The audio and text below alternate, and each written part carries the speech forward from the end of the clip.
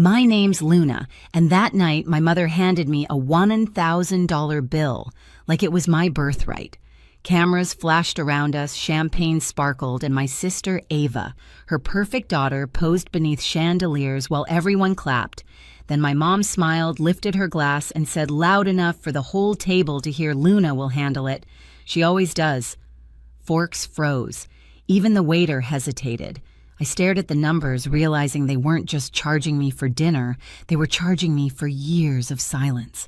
So I smiled back and said something that stopped the music mid-note. But the real fallout came later. I grew up in a house where love came with receipts. From the outside, we looked perfect, white fence, manicured yard family portraits that smelled like polished wood and forced smiles. My mom ran the house like a brand campaign. Everything had to sparkle, especially my sister Ava. She was the golden child, the one with the soft curls and the voice that made adults melt. At every family gathering, someone would say, "She's going to be a star," and Mom would beam like it was her own achievement. Then they'd turn to me, sitting a few feet away, hands still sticky from washing dishes, and add, "And Luna, she's the smart one." It sounded kind, but it wasn't. It was a polite way of saying, "You'll never shine like her." When Ava wanted ballet lessons, Mom didn't hesitate. When I wanted a science camp, she sighed about money and told me to check the library for free programs. I remember stitching up the hem of my hand-me-down dress while Ava twirled in silk under living room lights. Dad would film her rehearsals, smiling behind the camera. I was the shadow holding the spotlight cord. By high school, the script was set. Ava got praise for existing. I got responsibility for everything else. When she needed gas money, I lent it. When she wanted to study abroad, I worked double shifts at the diner to help. Mom called it family teamwork. I called it quiet erasure. College didn't change it. It only scaled up. Mom and Dad paid for Ava's tuition, her apartment, her allowance. I went to nursing school on loans, living in a shared apartment that smelled like ramen and cleaning supplies. I worked nights in a care facility tending to patients who thanked me more than my own family ever had. Every time I sent Mom a picture in my scrubs, she replied with a heart emoji or nothing at all. Then I'd scroll and see her post so proud of Ava chasing her dreams. I learned not to expect applause. Still, I kept showing up to family dinners telling myself peace was worth the silence. But peace built on humiliation always cracks. You start feeling it in the smallest ways, in the way your name never makes the toast, in the way the bill somehow slides toward you every time the waiter walks by. By the time Ava's 30th birthday came, I already knew the pattern. I just didn't know that night would be the one I finally broke it. The invitation to Ava's birthday dinner arrived in a glittery envelope with embossed gold letters. Private room, black tie. Mom added a note in her looping script. "It'll be a beautiful night for your sister. Don't be late. No, please. No, thank you. Just expectation wrapped in cursive. Noah." My boyfriend read it over my shoulder and muttered, "Looks expensive." I laughed it off, though my stomach tightened. "It always is," I said. The restaurant they chose wasn't just fancy. It was the kind of place where they pull out your chair and call you miss before you've even sat down. Chandeliers shimmered like champagne bubbles. The smell of truffle and candle wax clung to the air. I arrived early, instinctively checking my wallet before walking in like I'd been trained to.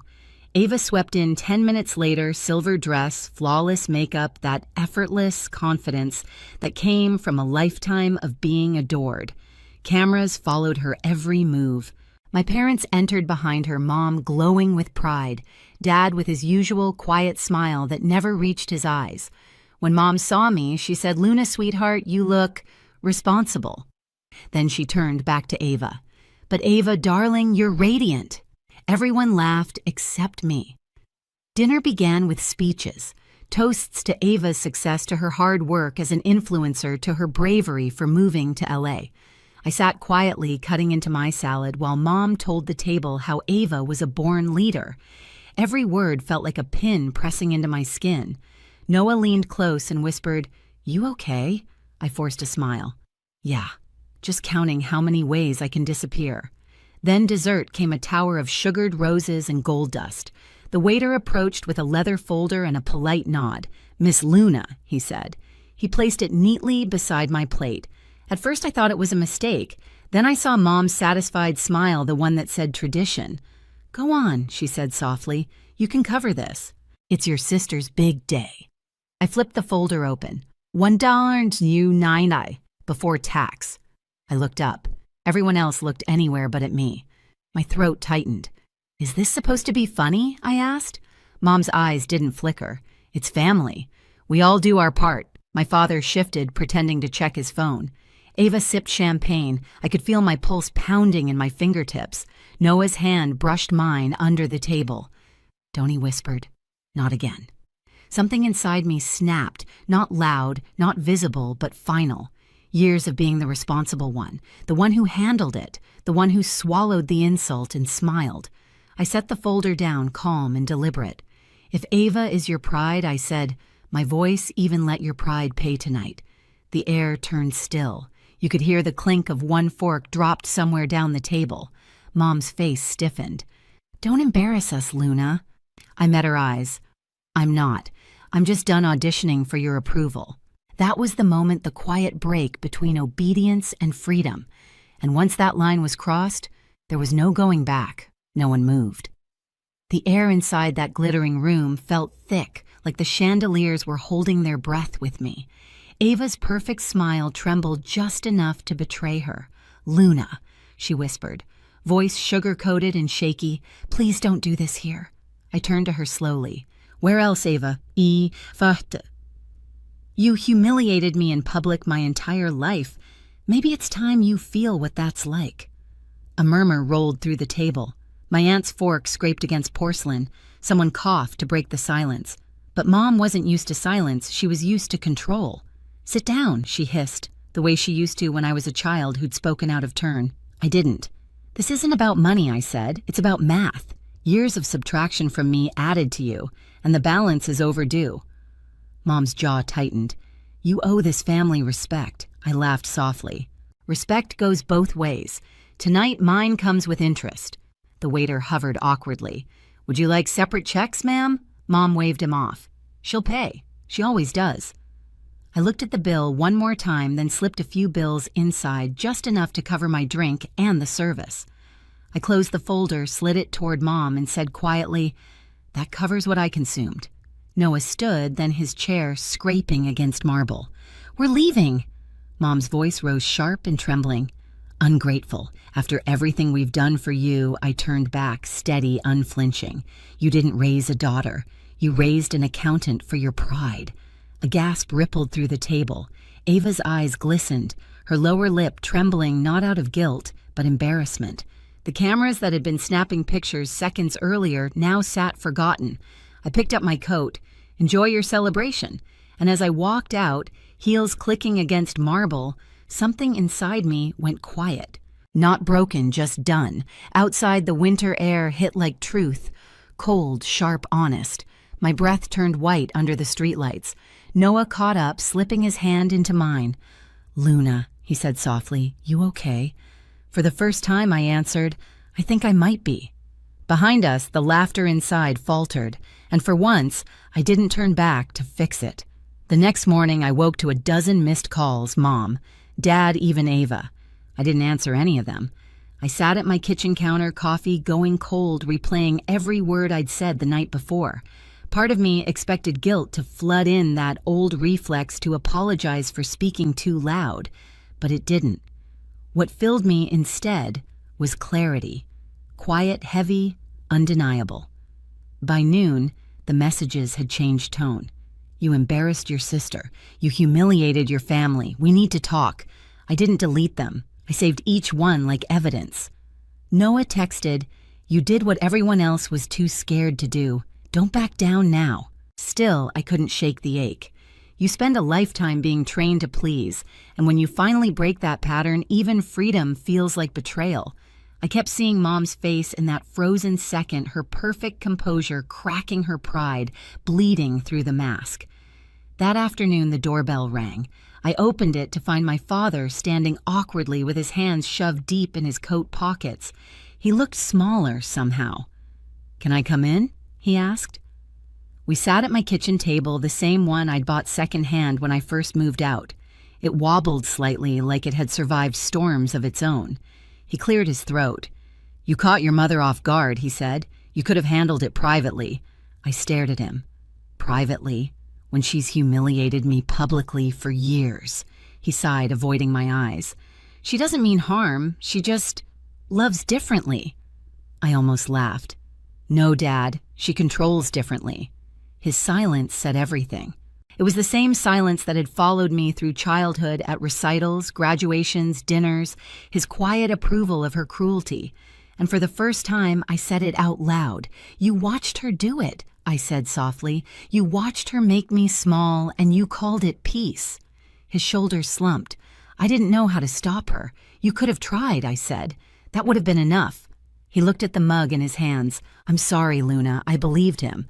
But apologies can't rewind years. They can only start clocks over. The next weekend, I got another text from Ava this time. "Can we talk?" We met at a small cafe near the hospital where I worked. She arrived in oversized sunglasses, still trying to hide behind image.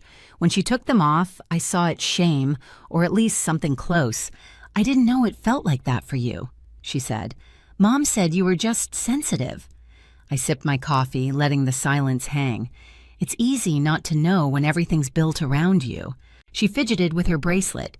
"She's been furious. She says you ruined my birthday." I looked at her steady. "No, Ava, I ended a tradition. There's a difference." She exhaled shakily. "I never asked them to treat you that way." "That's true," I said, "but you never asked them to stop either." Her eyes glossed. "I didn't realize it hurt that bad."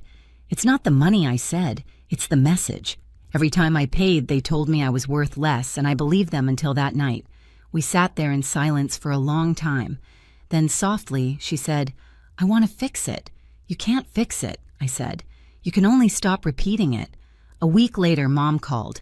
Not texted, called. Her voice was tight, like she'd practiced every word. "You embarrassed me," she said. "In front of family, friends, everyone." I told the truth, I replied. "You could have spoken to me privately." "Privately never worked," I said. "You only listen when there's an audience." She inhaled sharply. "Do you know how ungrateful you sound?" I leaned against the counter, calm. "Do you know how cruel you've been?" There was a pause. Then the sound of her soft, incredulous laugh. "You think you're the victim?" I smiled faintly. "No, I think I'm the survivor." Silence stretched. Then she said, "You've changed." "Yes," I said simply. "Boundaries will do that to a person." She hung up. That night I sat on my balcony, city lights flickering like distant stars. The air was cold sharp, but it felt honest. For once, I didn't need anyone to tell me I'd done the right thing. The peace in my chest was louder than her silence could ever be. 2 weeks later, Dad called again. "Your mom's been quiet," he said. "She doesn't know how to reach you. She doesn't need to," I said gently.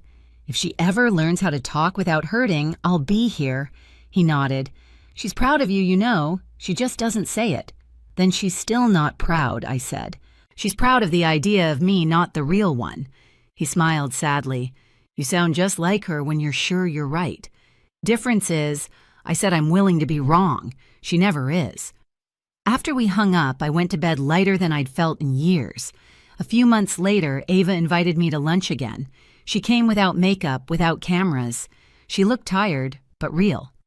"I split the check this time," she said with a small grin. We ate quietly. She didn't perform, didn't pose. When the waiter brought the bill, she reached for it, handed me half. "Fair," she said simply. And in that moment, I saw it not perfection, not redemption, but something close to change. That night, as I walked home through the falling snow, I thought about how revenge doesn't always come as thunder. Sometimes it arrives as silence, the kind you choose for yourself after a lifetime of being told to stay quiet. I didn't burn bridges. I just stopped lighting them for people who never walked toward me. When I got home, Noah was waiting with takeout and that soft smile that never asked me to shrink. So he said, "What's next?" I smiled. "Peace. That's next." He nodded, raising his glass of water like a toast. "To peace that doesn't need permission." I clinked mine against his, and to bills that finally belonged to the right people. For the first time, laughter didn't feel like pretending. Weeks passed. The phone stayed quiet, and for once I didn't chase the silence. I filled my days with work, long shifts at the hospital, small moments that reminded me what real gratitude sounded like. Patients who said thank you without conditions. Coworkers who saw me for who I was, not for what I could give. Therapy helped too. The first session felt strange, like unpacking a house I'd lived in too long. The therapist asked, "What do you want now, Luna?" And for the first time, I didn't answer with someone else's name. I said, "Peace." She smiled. "Then let's start there." Little by little, peace stopped feeling like loneliness. I learned how to sit with quiet without mistaking it for punishment. My apartment, once just walls between shifts, became a home. I planted rosemary on the balcony, framed my nursing certificate, started cooking dinner instead of grabbing takeout on the way home. Dad called occasionally. He didn't say much, but when he did, his tone was different, gentler, curious. He asked about my patients, my hours, even my plants. I didn't need apologies anymore. Consistency was enough. Ava began sending postcards from places she actually earned her way to small modeling gigs not paid for by Mom. She wrote things like, "I'm learning to pay my own bills. It feels good." And it did feel good to see her learning the value I'd been forced to live with all along. Mom stayed quiet for months, until one day a plain envelope arrived in the mail. No glitter, no signature, flourish, just a short note, "Dinner, if you're willing, my treat." I smiled but didn't rush to answer. Healing doesn't mean returning. It means choosing how to meet someone again. I placed the note on my fridge beside a photo of me and Noah at the farmer's market, my small, ordinary joy. The caption in my head said it all: respect is the price of admission, and I'm finally worth every cent. Some nights I still think about that dinner, the flicker of chandeliers, the stunned silence after I said no. But it doesn't sting anymore. It reminds me that sometimes the most radical act of love is saying enough. I don't hate my family. I just stopped financing their comfort at the cost of my dignity. And in that space, something new grew: peace that wasn't borrowed pride, that didn't need permission. If you've ever been the quiet one, the reliable one, the one everyone assumes will handle it, I see you. You don't owe anyone your silence, your money, or your peace just to keep the room comfortable. Love without respect is manipulation. And walking away isn't cruel, it's clarity. If this story hits somewhere deep, share it below. Tell me where you're watching from, and remember, respect isn't given, it's earned. Hit subscribe for more stories like this.